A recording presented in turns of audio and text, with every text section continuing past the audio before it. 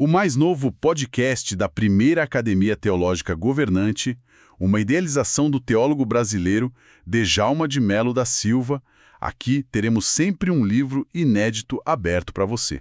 Oi, pessoal! Hoje a gente vai mergulhar numas ideias bem provocadoras de um e-book chamado Mouse Mindset, Mentalidade de Rato, a canalice como paixão nacional e a corrupção cordial qual inteligência. É um título forte, né? Bastante. É do T+, Djalma Melo Silva. E a nossa conversa aqui vai ser em cima de uns trechos que a gente selecionou desse material. Isso aí. O livro usa muito uma metáfora, né? A do rato, do labirinto, para analisar, assim, várias coisas da condição humana, da sociedade, e com um olhar especial para o Brasil. A ideia é a gente tentar desvendar juntos os pontos principais dessa análise. O que você acha? Com certeza. Vamos lá. Então, para começar mesmo, ele joga logo essa imagem da roda dos ratos. Aquela coisa clássica, né? O bichinho correndo, correndo e não sai do lugar. Exato. E aí o autor pega isso e fala, olha, isso aqui é um retrato da vida moderna. Me lembrou na hora o Chaplin, sabe? Em tempos modernos. Sim, total. E o livro vai fundo nisso que ele chama de coisificação humana. Coisificação, explica um pouco mais. É a ideia de que a gente acaba virando só uma peça, uma engrenagem numa máquina enorme que, no fundo, fomos nós mesmos que criamos, né? Entendi. E o texto argumenta que aí a pessoa perde aquele valor primordial, sabe? De coroa da criação divina e passa a ser tratada e talvez até a se ver como uma coisa. Pesado isso. É um ponto que a sociologia e a filosofia já discutem bastante, essa alienação. E essa roda, pelo que está no livro, não é só o trabalho, certo? Não. Ele amplia muito. Abrange tudo, tipo ciência, economia... Isso. Política, educação, saúde, segurança, até o lazer, a religião, tudo entraria nessa lógica de girar sem parar. Caramba. É como se a gente tivesse construído um labirinto gigantesco. E decidido morar dentro dele. Exato. Essa é a imagem. E perceber isso, segundo o texto, já é alguma coisa, mas não resolve, né? O material sugere que sacar que você está na roda é um passo importante, mas não é a libertação ainda. Continua aquela sensação de correr sem propósito. Isso, ele até cita uma música popular, aquela do vou nadar e morrer na beira da praia. É essa sensação de viver uma vida que, para os próprios olhos, parece meio vazia, sem um sentido maior. Entendi. Identificar o problema é o começo. Exatamente, o primeiro passo para talvez despertar. E tem um ponto bem duro sobre competição que ele levanta. Qual? A ideia de que a gente vive para salvar o nosso queijo da boca do outro. Tipo, para eu ter emprego, outra pessoa tem que ficar desempregada. Ah, sim. Essa visão da competição como um jogo de soma zero, né? Isso. O livro descreve como algo bem perverso mesmo. E ele vai além, né? O autor chega a mencionar uns supostos acordos mundiais que estariam planejando, eliminar pessoas, para que só os mais fortes pudessem continuar girando essa infame roda dos ratos. Nossa, que teoria. Bem sombria. Ele pinta um futuro caótico mesmo e termina essa parte quase clamando por ajuda divina, tipo, que Deus possa vir nos socorrer. Agora, tem uma parte que me deixou bem intrigado, que é quando ele fala do experimento Universo 25. Ah, o do Carl Jung, sim. É fascinante e assustador. Conta um pouco. Foi com ratos, né?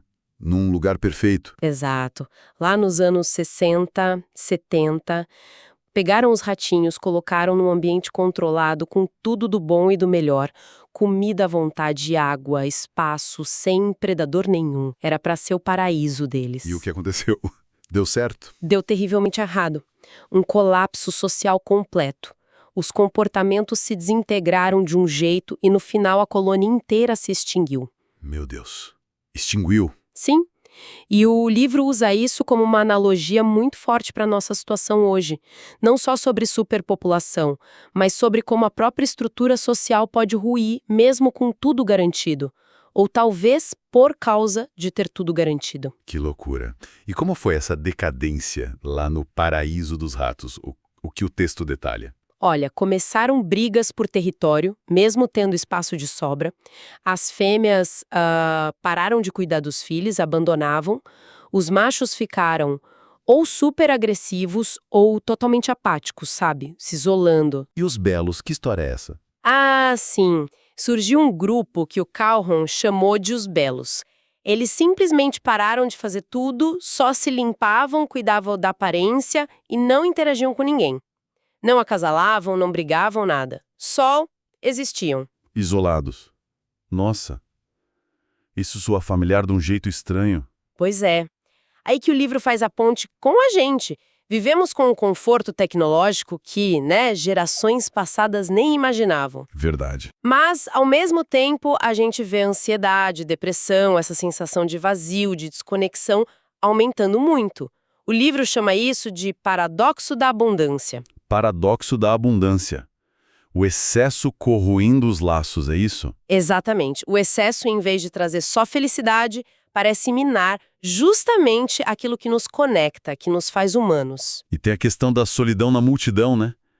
Isso bate muito forte hoje. Muito. No experimento, mesmo vivendo grudados, os ratos ficaram profundamente solitários. E o paralelo com a gente seria as redes sociais. O livro sugere que sim. Temos centenas, milhares de amigos online, mas quantas dessas conexões são de verdade? Profundas, né? Poucas, né? Geralmente. A obra argumenta que essa busca por validação superficial, por likes, acaba nos afastando do contato humano real. A gente fica como aqueles ratos belos, cada um na sua bolha, mesmo estando conectado. Faz sentido. E o tal declínio do propósito, como isso entra? Bom, com o tempo, lá no universo 25, os ratos perderam o interesse até nas coisas básicas da espécie. Reproduzir, cuidar uns dos outros, defender o território. Simplesmente pararam. E a comparação com a gente? O livro compara isso com um certo vazio existencial que muita gente relata sentir hoje. Aquela rotina meio alienante, né? Trabalhar para consumir, consumir para mostrar online, num ciclo que parece não ter fim e nem um sentido maior. O materialismo no lugar do propósito. Isso. Como vários estudos mostram, né? Mais dinheiro, mais coisas não significa necessariamente mais felicidade. Às vezes o excesso gera mais ansiedade. Mas, apesar desse paralelo bem sombrio com o universo 25, o texto não termina tão pessimista assim nessa parte, né? Não, felizmente não. Ele aponta uma diferença crucial. Qual? A nossa consciência. Nós, humanos, diferente dos ratos do experimento, podemos olhar para a situação, podemos questionar e, o mais importante, a gente pode escolher mudar. Então, existe uma saída? A sugestão é que sim.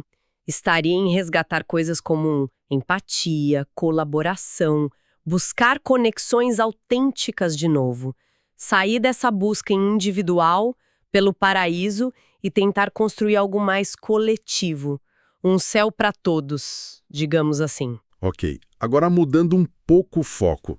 Vamos ver como essa metáfora do rato funciona na política. O livro descreve a política como um labirinto, né? Exatamente. Um labirinto cheio de corredores, armadilhas e ratos. E o rato, aqui, ele vira um símbolo de quê? De sobrevivência. Principalmente.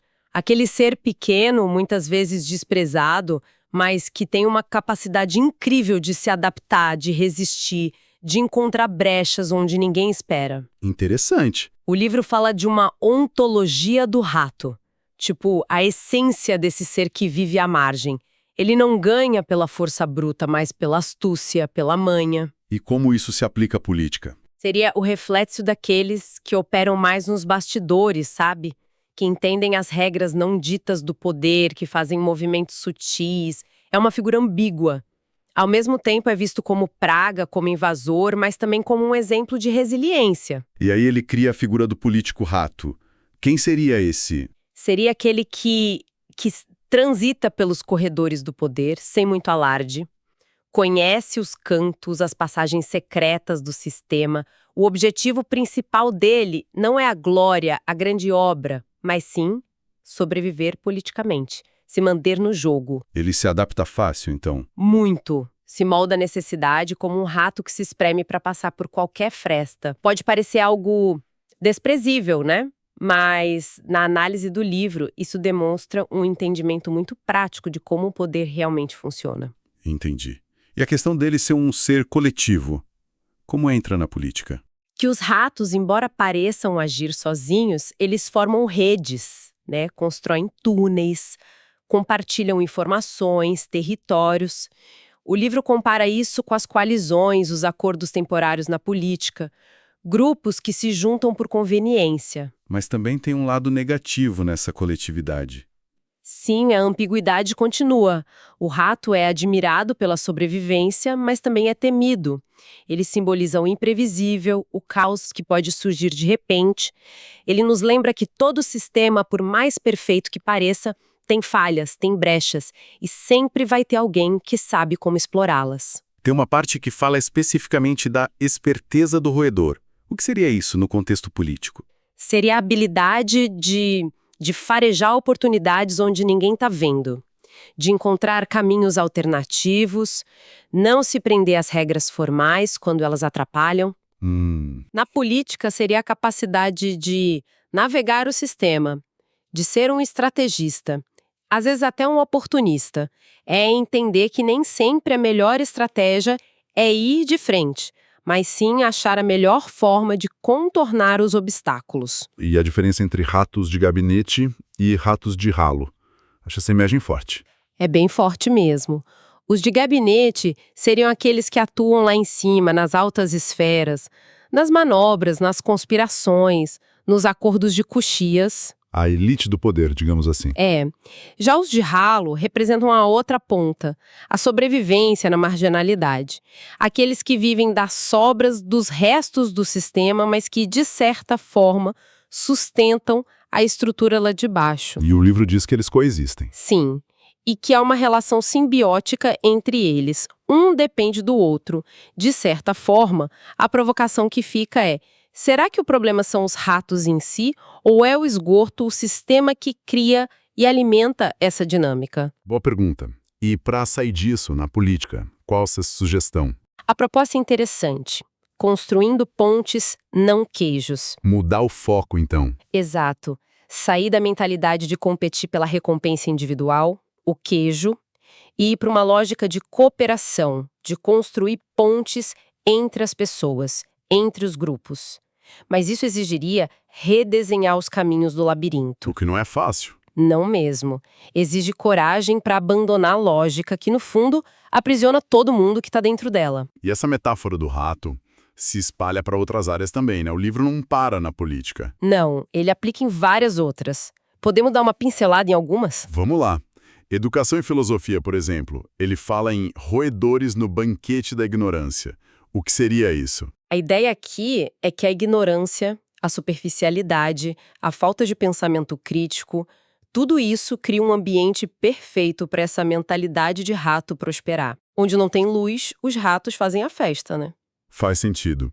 E a crítica à educação? Ele critica bastante o que chama de educação bancária, comparando a uma ratoeira. Educação bancária. Tipo, só depositar informação? Isso. Aquele modelo que treina para decorar, para repetir, mas não para pensar de verdade, para questionar. O conhecimento vira só uma moeda de troca. E a filosofia seria o contraponto. Exato. A filosofia como a ferramenta que faz perguntas, que incomoda, que tira a gente da zona de conforto. O livro até brinca imaginando um diálogo entre Sócrates querendo ensinar a pensar e um camundongo ensinando a sobreviver. E quem venceria no Brasil hoje? Essa é a pergunta que ele deixa no ar. Sugere que talvez a gente precise unir as duas coisas. A saída do labirinto estaria na biblioteca, no conhecimento profundo.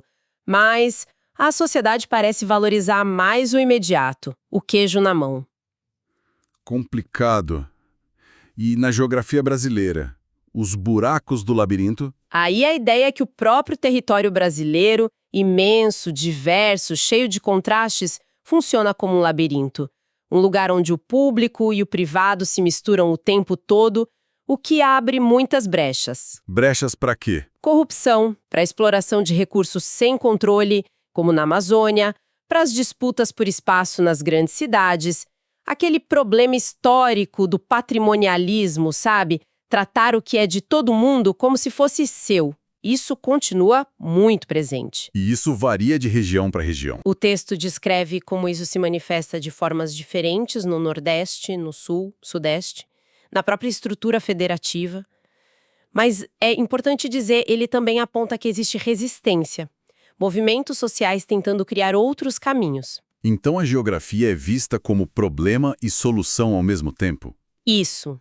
É obstáculo, mas também pode ser caminho. E escancara a desigualdade, né? A imagem é essa. Alguns com fartura de queijo, outros presos num labirinto sem saída. Especialmente nas periferias, no gueto. E a comparação ratos das favelas e da Avenida Paulista. O que ele quer dizer com isso? É uma provocação, né? Dizendo que a necessidade de se adaptar, de usar a esperteza para sobreviver ou para se dar bem, ela existe nos dois cenários. Talvez a questão central não seja onde o rato vive, mas o que ele precisa fazer para conseguir seu queijo dentro de um sistema tão desigual e contraditório. Ambos serão produtos desse mesmo labirinto. E por fim, nessa rodada tem a aplicação na religião e espiritualidade. Os ratos no templo. Essa imagem é forte também. O que eles representam aí? Representam o oculto, aquilo que não se fala, as falhas dentro das instituições religiosas, as sombras que existem mesmo nos lugares considerados sagrados. A tensão entre o ideal e o real. Exato, entre o material e o espiritual, o sagrado e o profano. Os ratos podem ser também nossos conflitos internos, medos, dúvidas, a fé pequena. O simbolismo do rato é ambíguo aqui também. Como assim? No Oriente, às vezes, ele é visto como símbolo de sabedoria, de adaptação. Pensa no Ganesha, no hinduísmo, que tem um rato como veículo. Mas no Ocidente, a imagem é mais negativa. Sujeira, doença, corrupção moral. Entendi. A lição seria que a espiritualidade de verdade não é fugir das imperfeições. Seria algo por aí. Envolve encarar as sombras, as nossas e as das instituições. E o livro fala da fé como cativeiro e como libertação. Como funciona isso? A fé como cativeiro seria aquela que aprisiona numa ratoeira dourada. Dá segurança, dá respostas prontas, mas limita o pensamento crítico, a busca pessoal. E a libertação? Seria a fé como uma jornada pessoal, cheia de perguntas, de busca, que não tem medo de duvidar para crescer. E a crítica ao queijo da prosperidade? Ah, essa é direta. Critica algumas vertentes que prometem riqueza material como sinal de benção divina. O livro sugere que isso pode ser uma armadilha, deixando os fiéis esperando um queijo que não chega, ou só com as migalhinhas, enquanto alimenta roedores da alma. Roedores da alma? Tipo culpa, dúvida. Exatamente. Culpa por não ser abençoado o suficiente, dúvida constante, e lança a pergunta: Deus está dentro desse jogo, desse labirinto materialista, ou está fora, chamando a gente para outra realidade? E qual seria o caminho para fora, segundo o livro? Ele aponta para uma espiritualidade simples. Cita especialmente a tradição cristã mais autêntica. O que seria isso? Seria mudar o foco. Em vez de correr atrás de acumular queijos, bens, status, poder, a ideia é focar em servir, em amar e encontrar sentido nas coisas simples, na conexão direta com Deus e com o próximo. A liberdade estaria em servir, então. Em servir, em partilhar, em viver com propósito, não nessa corrida maluca pelo queijo que nunca satisfaz de verdade. Bom, a gente está chegando no finalzinho dessa nossa conversa sobre o mouse mindset. E aí o autor propõe um antídoto final. O que é isso de desratizar a mentalidade? Ele usa esse termo forte. Seria um processo de limpeza interna mesmo, uma transformação pessoal profunda. Limpeza de quê? A ideia é que a nossa mente também é um labirinto, né? E pode estar cheia de ratos mentais. Ratos mentais. Tipo, Crenças que nos limitam, eu não consigo, não sou bom o suficiente, preconceitos que a gente nem percebe que tem, medos que paralisam, a autossabotagem. entendi. Desratizar, então, seria esse trabalho ativo, constante, de identificar esses ratos dentro da gente e confrontá-los. Exige autoobservação, exige se questionar o tempo todo. E de onde vem essa mentalidade de rato, segundo o texto? Ele é bem direto. Nasce do medo. Principalmente o medo de perder o queijo. O queijo aqui seria Segurança, recompensa. qualquer coisa que represente segurança, recompensa externa. Dinheiro, status, aceitação social, conforto. O medo de ficar sem isso nos faria agir como ratos, sempre buscando garantir o nosso pedaço, às vezes de qualquer jeito. Então, o primeiro passo para superar isso seria Enfrentar o medo. encarar o labirinto da vida com menos medo e mais coragem. Coragem de tentar, de errar, de ser diferente, de não precisar do queijo a qualquer custo. E a grande virada, a transformação maior que ele propõe, é passar de roedor a construtor. Deixar de ser o rato e virar o quê? O arquiteto. Exatamente. Deixar de só correr em círculos, reagindo às circunstâncias e se tornar o arquiteto do seu próprio espaço, do seu próprio caminho. Isso significa mudar ativamente as coisas. Significa ter a ousadia de redesenhar o seu labirinto pessoal, quebrar padrões antigos que não servem mais, aprender com os erros em vez de se culpar por eles. É assumir o papel de criador da sua realidade, não de vítima dela. E essa construção começa por dentro. Sempre. O livro reforça muito isso. A mudança externa só acontece depois da mudança interna. E para fechar, tem aquele detalhe curioso sobre o Walt Disney, né? Ah, sim. Uma sessão chamada Quem Sou Eu e o que Aprendi com os Ratos, que o livro atribui a ele. O que diz ali? Que ele aprendeu com os ratos, com o Mickey. A ideia apresentada é essa, que mesmo com os ratos, com essa figura tão ambígua, a gente pode aprender lições valiosas sobre resistência, sobre adaptação, sobre a importância da comunidade e até sobre encontrar alegria na simplicidade. É uma visão bem diferente, né? Distante as camadas dessa metáfora do rato e do labirinto que o Djalma Mello Silva usa no Mouse Mindset. Deu para ver como essa ideia de mentalidade de rato pode ser um espelho bem interessante para a gente pensar em tanta coisa, né? Trabalho, sociedade, política. Com certeza. Até na educação e na nossa vida espiritual, como a gente viu. A análise toda, baseada nesses trechos, acaba sendo um convite bem direto para a gente se perguntar: qual é o meu queijo? O que eu tô perseguindo nessa corrida? Verdade. O livro deixa claro que a adaptação, a resiliência, que são características fortes do rato, são importantes, claro, para a gente sobreviver nesse mundo complexo. Mas a verdadeira superação, a saída do labirinto, estaria em ir além disso. Além do imediatismo, Isso, parar de só correr em círculos atrás da próxima recompensa e começar a construir caminhos com mais consciência, com mais ética e pensando mais no coletivo, não só no individual. é quase um chamado para a gente tentar redesenhar o labirinto em que a gente vive, né? É exatamente essa sensação que fica. Um chamado para uma construção mais consciente. E para finalizar a argumentação, o autor ainda conecta tudo isso com uma perspectiva teológica, citando a Bíblia, Sim, ele traz passagens de Daniel, Jeremias, Salmos. para reforçar qual ideia? A ideia da soberania de Deus sobre tudo, apesar do caos aparente do nosso labirinto, e a ideia de que os planos dele para nós são de paz, não de mal, e que o reino dele é firme. É como se dissesse, entender nosso lugar no labirinto também passa por reconhecer que existe algo maior, uma realidade que transcende e governa tudo isso. Uma conexão final entre a análise social e a fé. Exato. Guarde esse pressuposto primordial. O homem é um ser teológico porque ele foi criado por Deus. Até o próximo encontro. Deus te abençoe. Tchau.